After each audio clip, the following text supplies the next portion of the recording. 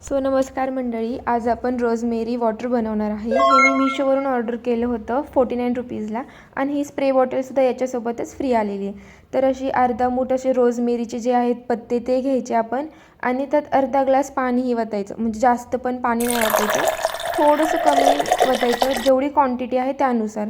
नंतर हे असं उकळायला ठेवायचं, जास्त वेळ उकळायचं नाही, हे जास्तीत जास्त 10 मिनिटात ही चांगली अशी उकळते। आणि हे हलवत राहायचं, कारण साईडच्या पातेल्याला थोडेसे छोटे छोटे रोजमेरीचे पत्ते असे चिपकतात, मग ते करपून जातं, तर मग छान वास येत नाही।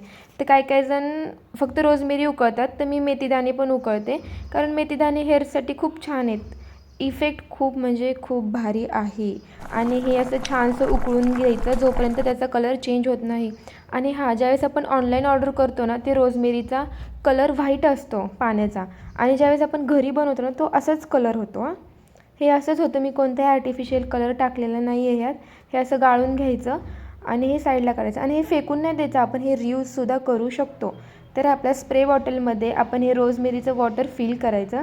मी व्हिडिओ स्किप केला आहे, कारण मला जमत नव्हतं नीट, मी मम्मीकडून घेतलं करून। आता ही आपली बॉटल रेडी आहे स्प्रे करायला। असाच कलर येणार आहे, तुम्ही पण ज्यावेळेस घरी बनवसाल।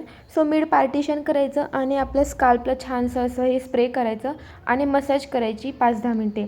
हे रोज रात्री ॲटलिस्ट 5 मिनिट का होईना वेळ काढून हे खरंच करा, खूप म्हणजे खूप भारी इफेक्ट आहे। आणि मी स्वतः अनुभव घेतलेला आहे, जेव्हापासून मी हे यूज करते खूप माझे हेअर्स गळायचे थांबले।